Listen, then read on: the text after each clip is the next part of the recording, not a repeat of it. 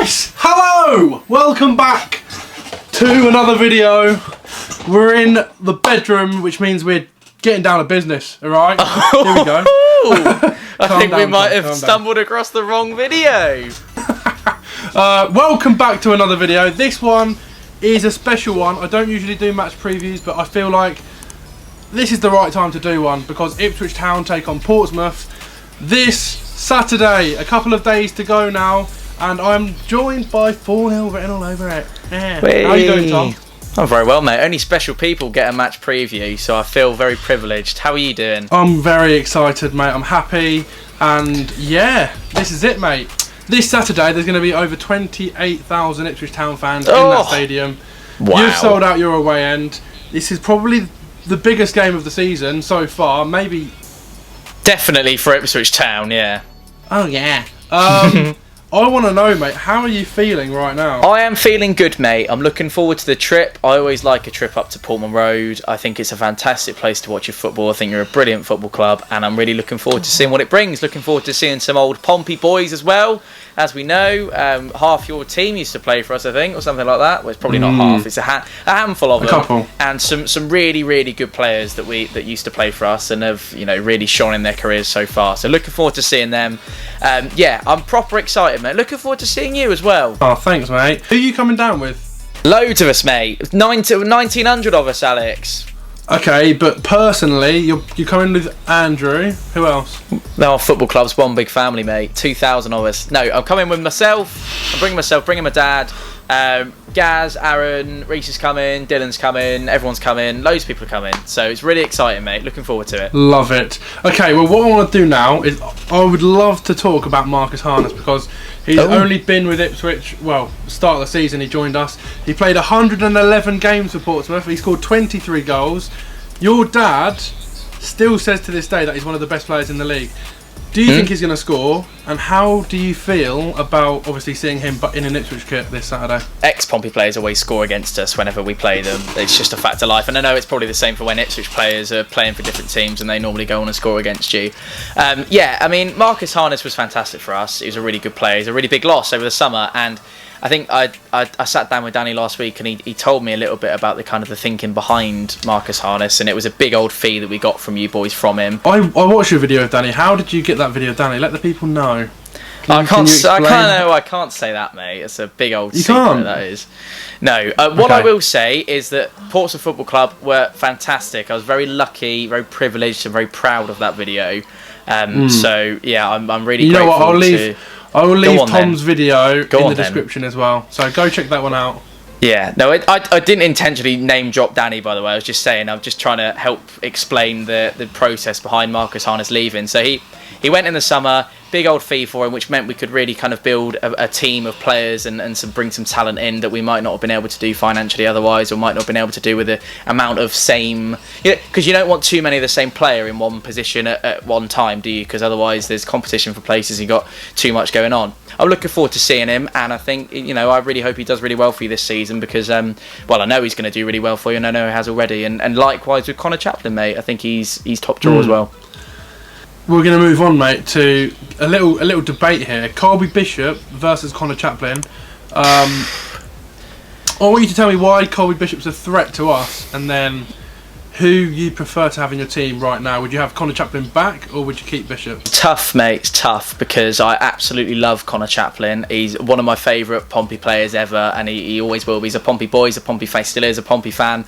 And yeah, he went off. It was a long time ago that he left the football club. Now it was a good few seasons. He's been off to Barnsley and played for Coventry, etc., etc. Now he's at you boys. So he's had a bit of a career away from Pompey, and he did his youth career at Pompey, and he came through the ranks and then eventually played in Portsmouth Church for the first time when he was very young. And he's one of those where you come through the academy and then you're straight into the first team. And we were on our knees at that point of the football club's history down in League Two.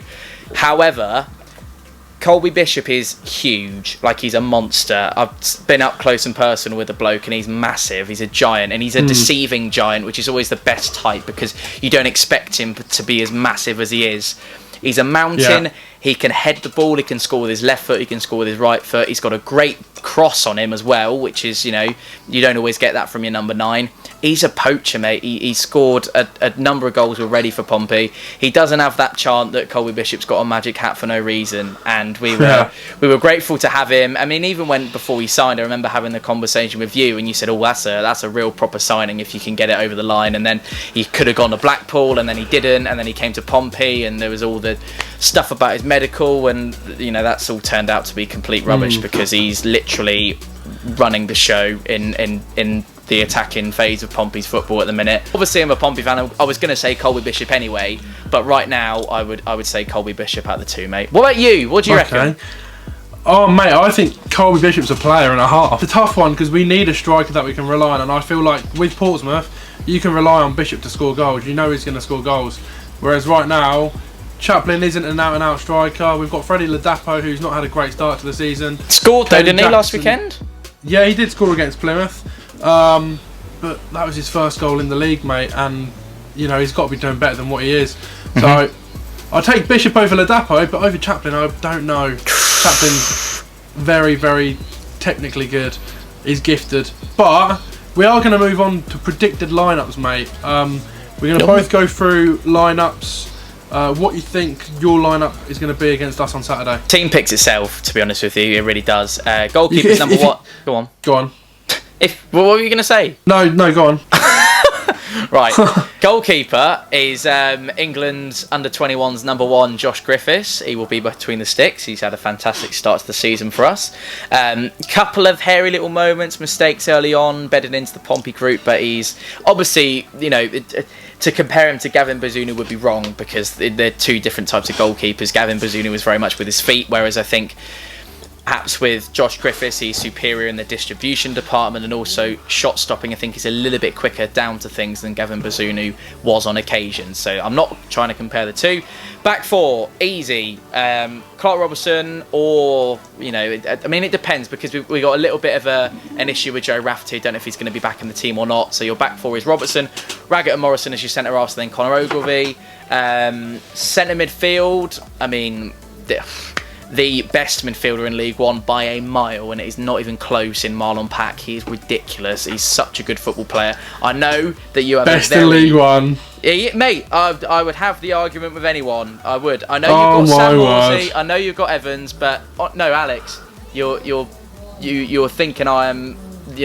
Him and Barry Bannon are up there for me in terms of that particular. Not saying he's the best player in League One. What he does, that position, that centre midfield role, the distribution, the captaincy, the commanding of the pitch, there is no one better than Marlon Pack that I've seen yet this season. I might be proved wrong on Saturday, but there's no one better than him for me. Then got little Tom Lowry, who's a little legend, Mini Esther, as we like to call him. He'll be starting alongside Marlon Pack.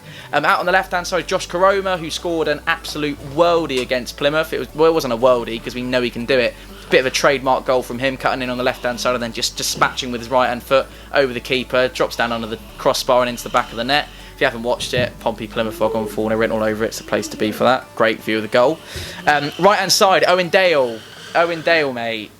Owen Dale is all I've got to say. I asked Danny about him, and he's got this flair to his game. He's got this edge. He's got this fire about him, and he's nippy. He's quick. He's attacking. He's got the pace. He wants it. He shows that he wants it. He's flary as well. He's got a bit of a temper on him, so he can flick a switch. But yeah, that's my that's Owen Dale, mate. And then up top, Colby Bishop and Dane Scarlett, mate. The most dynamic front two pairing we've had at Pompey in a very, very long time. I've got a very good idea what the lineup's going to be. So Christian Walton in goal. We're going to play 5 at the back, but there'll be wing backs. I should have said 4-4-2 for Pompey, by the way, just to put it out there. We'll play 5 at the back, but we'll play wing back, so they'll sort of work as wingers. We'll play Wolfenden centre back. We'll play Edmondson and Donassi in centre back. They'll be our back 3. Left wing back, we'll play Leif Davis. Right wing back, we'll play Wesley Burns. 2 holding midfielders will be Sam Morsey and Lee Evans. In front of those, I think it's going to be maybe a 5-2-2-1. So Harness, Chaplin and Ladapo up top. That's how I think we'll start. I've got to say, Harness hasn't been in the starting lineup for a couple of weeks now. Right, we're going to move on. to some Instagram questions, okay? Oh. This is where it might get a little bit heated here. Okay. Heated? Well, when has it we'll ever got see. heated between me and you? We'll keep this one quick. Will Cheers. Marcus Harness score? Probably yes. I think he might. Why are you both especially Ipswich? To be fair, I'm asking myself the same thing, so thanks for that one. Good one, mate. He's a Norwich fan. Oh, was he? Someone's put, how's League One, boys? Oh, here we go. Villa on tour. Max has put, who actually is the bigger club? Oh. Who's the bigger club? Well, you're going to say you and I'm going to say me, aren't we? He's put, it's close in my opinion. Play at Pompey. Winky emoji. Hey, come on the Maxwell. No, he's chatting, waffle. He's waffling. Go on, my son. Mate, he knows the truth, mate, that's why. No, they're not bigger than Ipswich, mate. There's no way. Well, Villa on tour just said so.